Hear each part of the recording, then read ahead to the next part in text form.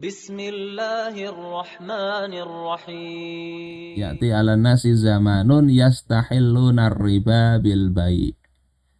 Akan datang kepada manusia satu zaman yang mereka itu menghalalkan riba dengan sebutan jual beli. Jadi memang kalau nanti ngerti itu bisa ada hilah. Hilahnya ya kejual beli akhirnya. Nah, kita bahas definisinya. Secara bahasa, riba itu maknanya adalah ziyadah, adanya tambahan. Secara istilah ini saya ambilkan dari kitab At-Taqrirat As-Sadidah. Ini mazhab Syafi'i. Aqdun. Riba itu adanya akad ala iwadin makhsusin, atas imbalan atau kompensasi yang khusus, ghairi ma'lumit tamatsul, yang tidak diketahui kesamaannya, fi mi'yari syar'i, dalam timbangan syara', ya, dalam standar syara', halatal akad, ya, pada saat akad itu, au ma'a ta'khirin fil badalain, atau dengan gantinya diakhirkan keduanya, au ahadihima, atau salah satunya. Jadi diakhirkan pembayaran keduanya atau salah satunya. Definisi ini kan agak mumet ya dipelajari, apa maksudnya ini. Makanya di kitab itu ada penjelasan definisi. Akad di sini maksudnya ada ijab qabul. Ijab qabul itu jangan sekedar seperti nikah ya. Ijab qabul itu ya bisa ini loh, saya utangi, saya berhutang, baik itu diucapkan secara lisan maupun tulisan. Itu ijab qabul namanya. Kalau nggak ada ijab qabulnya, nggak ada akadnya, ya berarti nggak masuk ke kategori riba.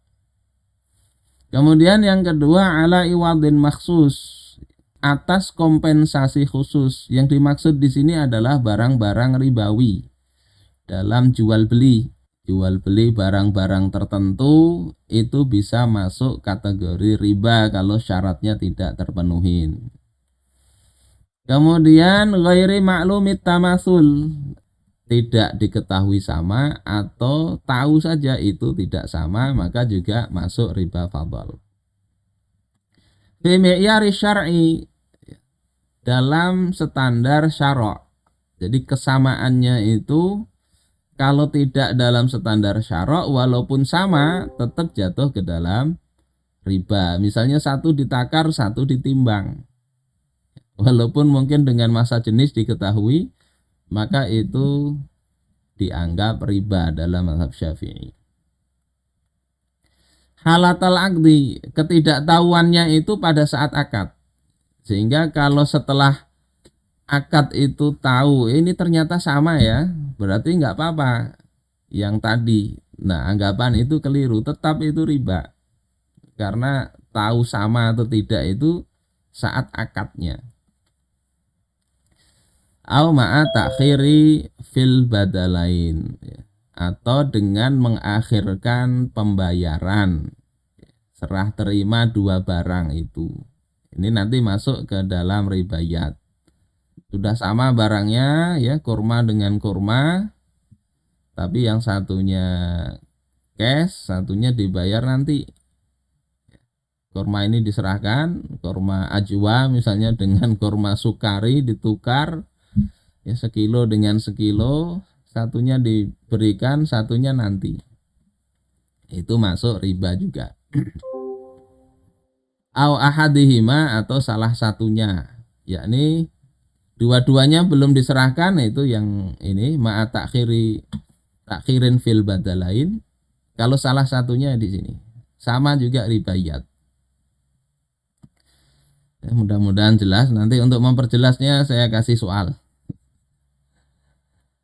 Nah, dari situ nanti ada macam-macam riba. Pertama, riba karena hutang piutang. Kalau dia tambahan itu dipastikan di awal, maka dia termasuk riba qard. kalau tambahan itu dikenakan karena telat bayar, seperti riba jahiliyah. Kalau bayarnya tepat waktu, bayarnya sama. Utang 1 juta, bayar 1 juta. Tapi kalau telat, didenda. Nah, itu riba nasi'ah.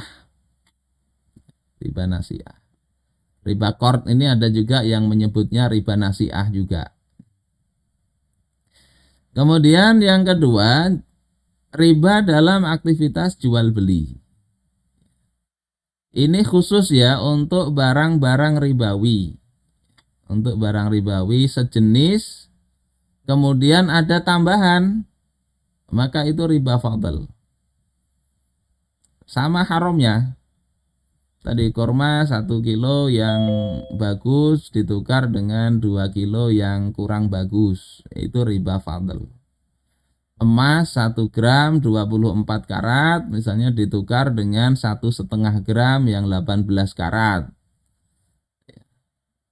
Sama-sama jenis emas, ada tambahan di situ, maka itu riba. Kan masuk akal aja Ustadz misalnya. Ya, masalahnya bukan di situ. Masalahnya syarok melarang. Sehingga kalau mau itu ditukar dulu dengan barang yang lain, sebagaimana kata Rasulullah ketika ada sahabat menukarkan kurma yang 2 sok dapat 1 sok yang lebih baik, itu Rasul larang. Kalau kata Rasulullah kemudian ya kalau mau dijual dulu, jual baru dibelikan. Kemudian jual beli tidak tunai dalam pertukaran barang ribawi ini disebut dengan riba yad. Yang dalam mazhab Syafi'i riba yad itu juga sama dengan riba fadl. Sama. Ini riba fadl. Saudara-saudaraku sekalian rahimakumullah, ini 4 jenis riba. Nanti ada yang baginya memang 3 jenis tadi, ada qard, nasi'ah dan fadl. Tapi intinya realitasnya ini yang harus kita pahami. Jadi memahami definisi, pahami realitasnya. Karena kalau nggak paham realitasnya, nanti diganti namanya kita jadi bingung. Tapi kalau paham realitasnya, namanya diganti apapun ya tetap sama.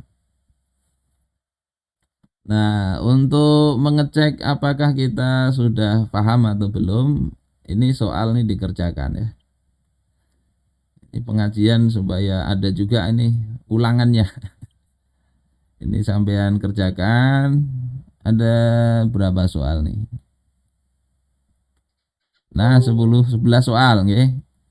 Jawabannya mudah aja, tinggal ini riba atau enggak.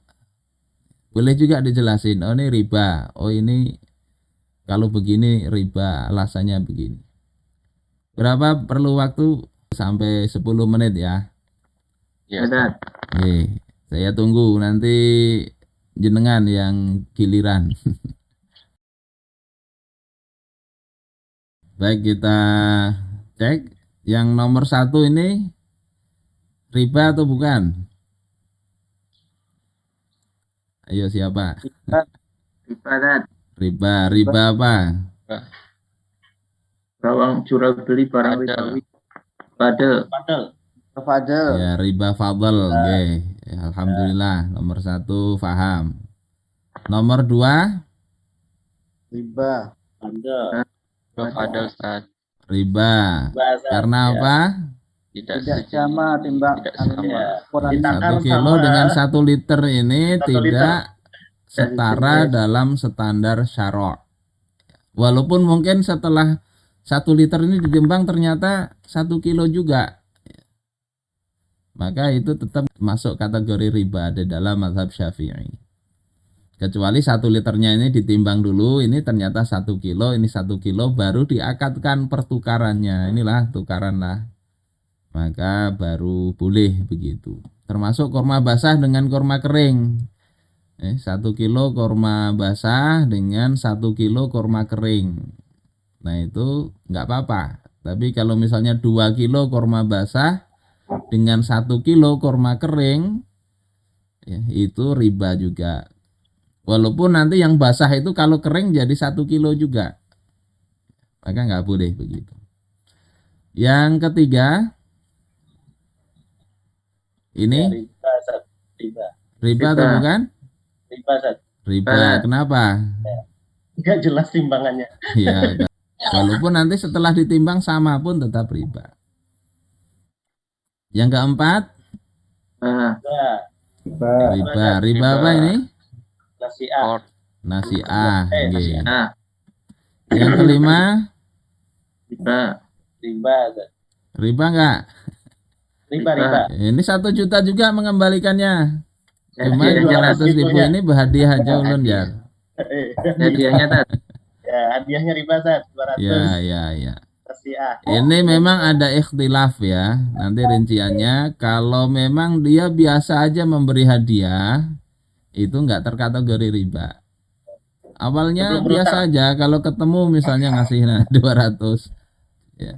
Biasa begitu, bukan karena utangnya, maka itu tidak riba. Tapi bagi yang terima pikir-pikir aja lah. Ini ngasih ini karena hutang atau enggak. Jadi ini perlu dirinci lah, perlu dilihat realitasnya seperti apa. Cuma yang namanya kalau hadiah itu memberinya karena diberi pinjaman, itu kita anggap itu sebagai riba. Sehingga para sahabat seperti Umar bin Khattab radhiyallahu taala an itu tidak mau begitu. Kemudian yang keenam, riba atau bukan? Bukan. Riba Ustaz. 4 Ya. kali 3 1.200.000. Riba bukan? Riba Ustaz. Riba. Riba, Riba. Ustaz. Ada lebihan. 3 kali Tambahan. 3. Riba Tat. Nah ini nomor 6 ini bukan riba ya. Orang jual beli itu bebas saja. Boleh Tat. Oh, Ini iya, tadi. boleh, iya. Lihat ini, Untung, lihat oh, ya. iya. Ya lihat. Ini jual beli kok riba gimana? Nah ini, kalau jual beli yang riba itu, yang perlu dilihat itu adalah barang ribawi. Barang ribawi itu adalah emas, perak, gandum, juawut, Tum. kurma, garam. Nah, nanti yang selain itu para ulama berbeda pendapat. Ada yang dikiaskan ke makanan, ada yang dikiaskan ke timbangan, ya, ada yang lain. Jadi yang disepakati ulama itu 6 karena disebut di dalam hadis. Untuk pertukaran 6 jenis itu para ulama sepakat kalau sejenis barangnya harus sama timbangannya, takarannya. Kalau tidak kena riba fadl. Dan harus tunai untuk selain makanan. Kalau makanan boleh aja dia kredit, kurma kredit nggak apa-apa. Jadi yang ini bukan riba ini. Sama dia dapatnya untung 200.000. Bayar tempo. 1 juta dibayar 3 kali 400.000 kan ini 1.200.000. Mau Tapi dua. ini akadnya ini jual beli HP jadi bukan riba. Tapi kalau yang hutang tadi ya, hutang dengan mengembalikan 1.200.000 pinjamnya 1 juta itu riba. Hutang 1 juta membalikan 1 juta ngasih hadiah 200.000. Nah itu ikhtilaf, dilihat hadiahnya karena utang atau tidak. Tapi kalau ini jual beli modalnya 1 juta, dia jual ya, jadi 1.200.000 kredit 3 kali bayar, telat nggak didenda, maka ini sah. Jadi Berarti kalau maksudnya cashnya 1 juta, Ustaz. Kalau kreditnya 1.200.000 itu, Ustaz. kalau cashnya 1 juta, kredit 1.200.000 itu kalau masih dalam penawaran ya nggak apa-apa. Misalnya ditulis ya, cash 1 juta, kredit 1.200.000. Terus waktu mau beli yang mana dia? Itu harus clear di akad. Jadi kalau memang diakadkan ini milih kredit ya sudah kredit. Nggak apa-apa. Yang jelas akdunnya tadi, akadnya bagaimana. Tapi kalau nggak jelas ya sudah dibawa aja. Nah itu masuk karena masih belum jelas akadnya 1 juta kah 1.200.000 kah. Ini clear ya, mudah-mudahan nggak ada yang tersalah memahami ini. Ini yang berikutnya ini, yang ketujuh, riba nggak? Riba, Jual Ustaz. beli Riba, Ustaz. riba. Kenapa? Kredit 1,2 Ustaz. Sudah kredit nyicilnya lebih dari 30.000 Ya lebihnya Ustaz. ini Oh, iya, kena iya, iya. riba ini. Ada tambahan. 1 juta, nyicil 3 kali, harganya 1.200.000 ya. Kok bayarnya 410.000? Kalikan 3 jadi 1.230.000. 30.000 itu apanya? Itu kan tambahan. Tambahan yang tidak jelas di situ. Ini terkena riba. Makanya perlu hati-hati ini. Berapa yang kita akati, berapa yang kita bayarkan.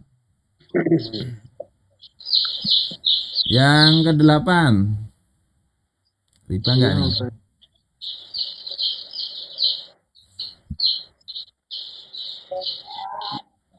Ayo. Tidak riba Ustaz. Ini tidak riba ya. Jadi boleh ini karena ini akadnya bukan akad jual beli. Bukan akad utang piutang tapi akad ini mudharabah kalau begini. Walaupun dapatnya tetap 1,2 juta. Yang ini jual beli ini tadi juga dapat 1,2 juta. Ya. 200.000 ini untung 200.000. Yang memberi utang tadi juga untungnya 200.000. Tapi beda ya. 200.000-nya yang dia ngambil keuntungan dari hutang piutang itu riba. 200.000 dia mengambil keuntungan dari jual beli kredit tadi ya, asal syaratnya ini terpenuhi, inya halal. 200.000 dapat keuntungan dari dia menanam modal, itu halal. Jadi ini enggak masalah. Tapi ini tentunya kalau nanti ada rugi, inya juga harus menanggung kerugian juga. Ternyata rugi 400.000. Berapa yang harus dikembalikan? 800. Jadi 1 juta dia Bagi rata investkan ke A. Ternyata setelah sebulan diputar, misalnya perjanjiannya sebulan ya. Ternyata rugi 400.000. Berapa yang dikembalikan? Ke B berapa? 800. Bukan 800 ya. Yang dikembalikan 600. 600. Oh, iya, iya. 600. Karena kerugian itu tidak dikenakan kepada pengelola. Oh, Ini sudah bekerja. Bekerja ya. Kemudian ternyata rugi 400.000. Pisangnya nggak laku, busuk misalnya ya kan. Busuk 400.000, tinggal sisa 600. Dia sudah bekerja, masa harus bayar 200.000? Kalau keuntungan bisa dibagi dua, tapi kerugian itu kepada pemodal. Kecuali kalau si pengelola ini dia lalai, setelah beli pisang ini kada apa-apain, yang jualan pisang goreng dia tinggalkan, rugi, busuk pisangnya, maka itu si B tetap punya hak 1 juta. 1 juta sudah kembalikan. Ini pisangnya kenapa? Busuk karena nggak diolah. Atau dia lalai mengandak pisangnya di luar ya, kehujanan atau dicuri maling. Ya maka dia harus mengganti itu. Kerugian bisa dikenakan ke pengelola karena dia lalai. Tapi kalau sudah baik-baik aja, simpan di rumah dikunci, ternyata kemalingan, maka yang nanggung kerugian dari sisi harta itu ya pemodal. Seperti itu.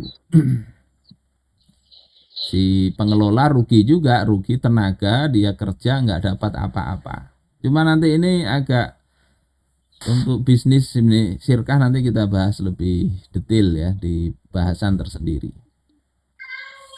Jadi yang ke-8 ini enggak masalah ya, bukan riba ini. Terus yang ke-9. Riba bukan nih? Bukan. Hah? Bukan. Biasanya kan ada nih tukar hadiah nih. Bukan, Anak-anak Ustaz. suruh bawa Kita saling memberi hadiah. aja, Ustaz. Kan Hah? Sedekah. Ini bukan riba ini ya. Ya, Bukan riba. Karena memberi hadiah aja. Setelah diberi hadiah, terima kasih lah Iya. misalnya. Terus si B ngeloyor aja pergi setelah bilang terima kasih. Nggak harus memberi hadiah juga. Kan sunnah ini ya, sunnah. Sunnah saling memberi hadiah. Dan tidak harus hadiahnya sama. Nggak harus. Kalau hadiahnya sama, nanti yang dihadiahkan itu hadiahkan aja kembali. Nggak harus ada ketentuan begitu. Yang ke-10 riba nggak nih? Bukan. Bukan riba Ustaz. bukan riba. Yang ke-10 bukan riba juga. Ini akad pinjam meminjam ariyah. Ariyah nggak masuk dalam kategori utang piutang. Ini nggak ada hutang, nggak ada apa. Nggak ada hutang, nggak ada jual beli. Cuma akad ariyah meminjam motor. Mau diisi full, mau nggak diisi. Kalau nggak diisi nanti bikin marah yang punya motor. Ini bukan riba. Yang ke-11, Nah, Hah? ibadat. Ini riba ya, riba yat, riba yat karena nggak kontan membeli emas. Walaupun untuk yang ke-11 ini ada ikhtilaf ya, ada ikhtilaf para ulama. Ada yang mengatakan kalau seperti ini kalau dianggap sebagai barang nggak apa-apa. Tapi pendapat yang kita pegang itu tetap itu riba. Nanti hadisnya kita jelasin di belakang. Ini tapi kalau ada yang melakukan itu jangan dihuali. Ini masalah ikhtilaf. Dalilnya apa ini? Pertama hadis riwayat Imam Muslim. Az-zahab bil-zahab wal fiddah bil-fiddah wal bur bil-bur wasyair bil-syair wat tamru bit-tamri wal milhu bil-milhi mislam bi-mislin sawa'am bi-sawa'in yadan biyadin. Emas dengan emas, perak dengan perak ya, gandum dengan gandum, syair dengan syair. Ya, kemudian tamar dengan tamar ya kurma. Kemudian garam dengan garam itu adalah semisal, sama semisal kontan ya. Tangan dengan tangan ini maksudnya kontan. Kalau berbeda jenis ya, fabi'u kaifa syi'tum, maka jualah semau kalian. Artinya kalau emas dengan perak ya terserah. Nanti terkait dengan gandum dengan jiwawut ini ada ulama beda pendapat. Ada yang mengatakan ini sejenis saja ini gandum dengan jiwawut, ya. Bur dengan syair. Ya. Tapi ulama yang lain mengatakan hadis ini menunjukkan ini dua jenis yang berbeda, sehingga gandum dengan syair itu boleh berbeda kalau mau ditukarkan. 1 kilo dengan 2 kilo nggak apa-apa. Yang menganggap sejenis harus sama. Oleh karena itu memang ada ikhtilaf juga di sini ya, terkait rinciannya. Seperti itu. Nah, kalau beda jenis maka silahkan ditukar dengan timbangan atau takaran semau kalian, asalkan yadan biyadin kontan. Ini nanti ada pengecualiannya di bahan makanan ya. Kalau bahan makanan itu boleh aja dia nggak kontan berdasarkan riwayat yang lain. Nah, termasuk ini kullu qardin jarra manfaatan fahuwa riba. Hadis ini memang dalam sanadnya ada yang memperselisihkan, tetapi para ulama ahli fikih itu memakai hadis ini. Jadi nggak ada yang menolak para ahli fikih terkait hadis ini. Setiap qard ya, utang piutang yang nanti bedanya dengan dain itu silahkan dilihat di YouTube ya. Saya bikin ada video dulu pernah menjelaskan itu. Qard itu intinya adalah hutang yang harus dikembalikan dengan yang semisal. Uang dengan uang ya. Pinjam 1 juta dibayar uang itu qard. Beras 1 kintal nanti dia pinjam kemudian dibayar dengan beras juga, itu qard. Kalau itu mengambil manfaat, baik manfaatnya itu harta atau yang lain, maka itu adalah riba. Makanya kayak Imam Abu Hanifah, imam-imam yang lain itu sangat hati-hati ketika mereka memberikan pinjaman. Ada ulama yang meminjamkan uang, dia orang yang meminjami itu menyanda akan rumah, pas ternyata hari hujan, disuruh benaung di rumah itu siden kada hakun. Kenapa? Aku khawatir ini termasuk memanfaatkan barang gadaian. Sehingga beliau khawatir itu terjatuh ke dalam riba. Saking hati-hatinya ya para sahabat, ada yang sekedar beri tumpangan gratis juga nggak mau. Karena khawatir itu mengambil manfaat dari hutang piutang. Ini nanti dikecualikan kepada yang sudah memang sebelum hutang piutang itu terbiasa. Dan kalau yakin bahwasanya manfaat itu bukan karena utang. Bukan karena utang. Ini dalam hadis. Nah, yang perlu dipahami itu adalah kalau faktanya sama, kemudian sekedar ganti nama, faktanya seperti yang tadi dijelasin, namanya diubah, misalnya dijadikan namanya ini bukan riba tapi bunga, faidah, ujroh, hadiah dan sebagainya, tapi realitasnya itu sama. Maka hukumnya ya yang dihukumi tetap realitasnya tadi, yakni tetap haram. Kecuali ya kalau memang yang diganti akadnya tadi. Jadi yang tadi utang piutang jadi jual beli. Tapi ini perlu hati-hati juga yang supaya nggak terjatuh ke dalam riwayat yang di awal saya bacakan tadi. Orang menghalalkan riba dengan sebutan jual beli. Karena ya ada yang memfatwakan begitu. Rasanya pernah saya sampaikan entah di sini entah di mana ya. Orang mau pinjam uang 1 juta.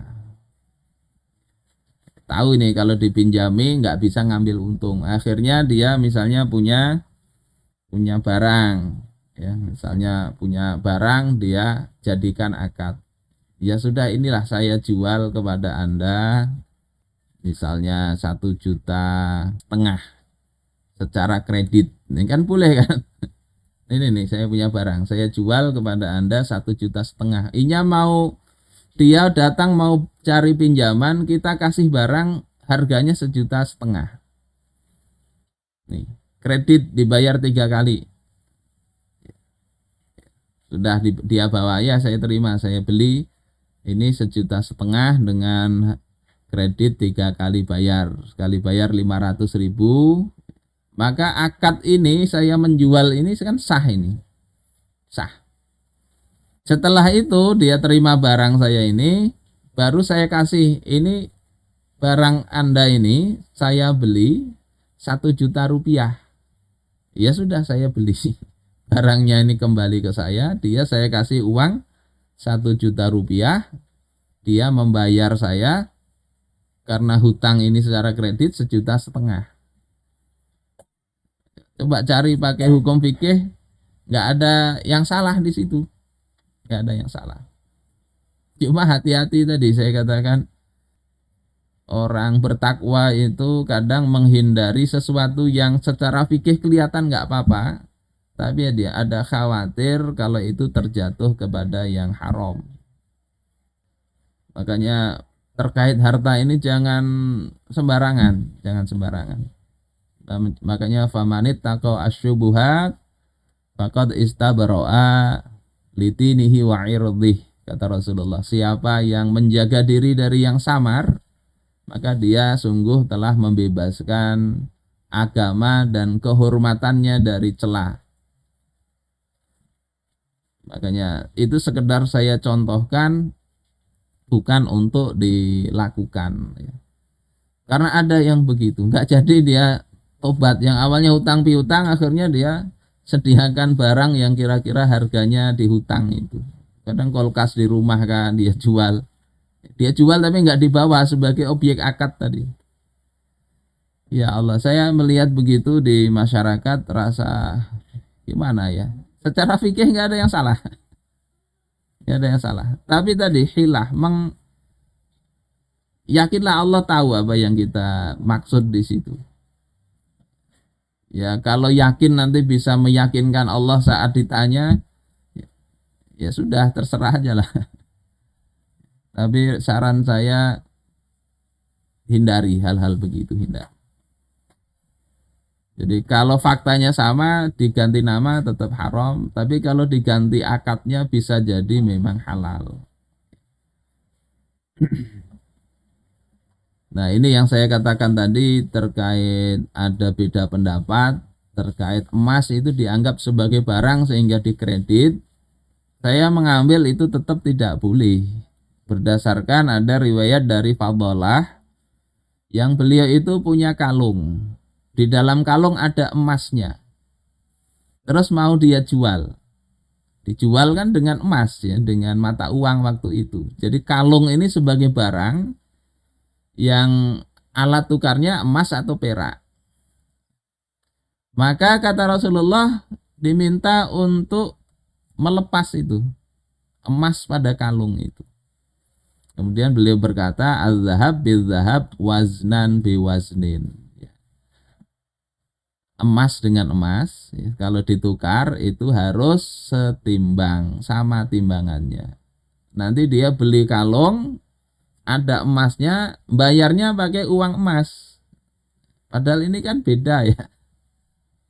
Maka ini jadi alasan, ya, kalau saya memandang ya tetap nggak boleh kredit emas itu, nggak boleh.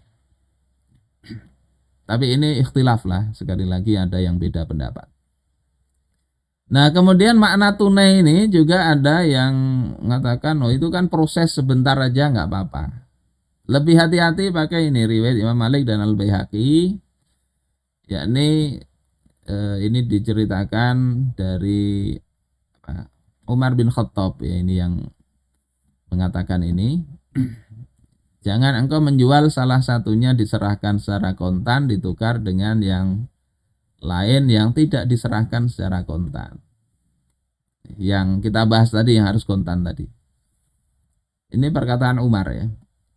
Dan bila ia meminta agar engkau menantinya sejenak hingga ia masuk terlebih dahulu ke dalam rumahnya sebelum ia menyerahkan barangnya, maka jangan sudi untuk menantinya. Sesungguhnya aku khawatir kalian melampaui batas kehalalan, yakni riba. Ini hati-hatinya Sayyidina Umar bin Khattab, yakni ditinggal masuk saja ke rumah. Nggak mau beliau, nggak mau. Jangan jangan serah terimanya ya harus serah terima. Proses ya, kalau misalnya online itu ya jual beli mata uang ya harus memang kita hadapi perangkatnya itu pakai ATM ya sampai keluar, misalnya real dengan rupiah ini kan masuk nanti dikiaskan emas dan perak sebagai alat tukar. Kalau jual beli falas begitu ya harus cash. Kalau pakai alat ya berarti sampai keluar alatnya kita di situ. Kalau pakai alat ATM nggak mungkin ya kita tinggalkan juga nanti diambil orang. Tapi kalau misalnya pakai internet ya, internet tungguin sampai selesai. Yang di sana juga begitu. Insya Allah begitu. Kemudian hukum riba ini para ulama sepakat keharamannya. Dan ini termasuk minal kabair, dosa besar. Dosa besar.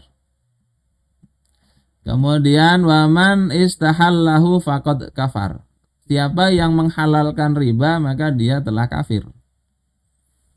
Karena mengingkari perkara yang sudah jelas di dalam agama. Jadi ini murtad kalau mengingkari haramnya riba. Tapi tadi nanti kalau berbeda faham ya, penafsiran dalam hal ini riba atau enggak, nanti perlu dilihat ya. Maka tidak masuk dalam kategori ini. Tapi kalau mengatakan riba itu halal, nah itu keluar dari Islam. Amma man ta'amala birriba min ghairi ayyakuna mustahillan lahu. Adapun orang yang bermuamalah dengan riba, yang melakukan riba tanpa menghalalkannya, fahuwa fasik, maka dia fasik. Jadi tetap ini dosa besar. Yang terakhir saya ingin sampaikan bagaimana tobat dari riba. Kata sebagian ustadz ada yang mengatakan, ya sudah, dulu perjanjiannya bagaimana? Kalau sudah perjanjiannya ditambahi misalnya, ya sudah lakukan itu perjanjian itu, selesaikan baru tobat. Enak aja misalnya mengingkari perjanjian, nanti urusannya ke polisi. Itu urusan ke polisi, urusan lain. Tetapi kita bicara hukum syariat, kalau tobat dari riba itu baik yang dia sebagai peminjam atau yang memberi pinjaman, hendaknya berhenti sudah, pokoknya saja. Allah katakan, wa in tubtum falakum ru'usu amwalikum. Kalau kalian tobat, maka bagi kalian itu pokok harta kalian. Modalnya berapa ngutangi ya segitulah. La tazlimuna wa la tuzlamun. Kalian tidak menzalimi dan juga tidak dizalimi. Apa makna ayat ini? Imam Al-Qurtubi di dalam tafsirnya Al-Jami' li Ahkamil Quran mengatakan maknanya la tazlimuna fi akhdhir riba. Janganlah kalian menzalimi, yakni dengan mengambil riba. Ini bagi yang kalau sekarang pihak banknya. Banknya nggak boleh ngambil riba. Kalau tobat ya sudah, berhenti. Wala tuzlamun, jangan kalian dizalimi juga, yakni fi ayyu tamassaka bi syai'in min ru'usi amwalikum fatadhhabu amwalukum. Dizalimi dalam apa? Dalam hal mengambil harta kalian, sehingga pokok harta kalian nggak boleh diambil misalnya, sehingga harta kalian itu hilang. Maknanya begitu. Jadi ini bagi yang meminjami, dia tidak zalim dengan mengambil riba, dia tidak dizalimi dengan kehilangan hartanya, tidak. Dia dapat hartanya tetap, nggak dizalimi dia. Dan juga dia tidak zalim dengan mengambil riba. Dan ini juga mengandung makna la tazlimuna fi matlin. Janganlah kalian berlaku zalim itu dengan cara apa? Menunda-nunda pembayaran. Ini bagi yang meminjam. Li'anna mat'lal ghani zulmun. Karena menunda pembayaran bagi orang yang sanggup membayar itu adalah kezaliman. Ini bagi yang meminjam ya. Fal makna annahu yakunul qada'u ma'a wad'ir riba. Makna ayat ini hendaklah wajib membayar dengan meninggalkan riba. Jadi kalau tobat itu begitu, wajib dibayari dengan meninggalkan riba. Bagi yang mengasih riba wajib boleh dia untuk mengambil harta pokoknya dengan meninggalkan riba. Ini seperti itu. Wa in tubtum falakum ru'usu amwalikum, itu dikatakan oleh beliau ta'kidun li ibtali ma lam yuqbad minhu wa ahdhi ra'sil mal alladzi la riba fi. Ini memberikan penguatan atau takkid. Untuk apa? Untuk membatalkan riba yang belum diambil. Kalau sudah ya sudahlah, yang masa lalu kada usah kita cari lagi. Mana ini dulu, padahal sudah lunas, sudah selesai, ya sudah, biarin. Tapi yang masih tersisa akan datang ini, maka hendaklah itu diambil modalnya saja, tidak ada ribanya. Insya Allah begitu yang bisa saya sampaikan pada pagi ini. Mudah-mudahan bermanfaat. Assalamualaikum warahmatullahi wabarakatuh.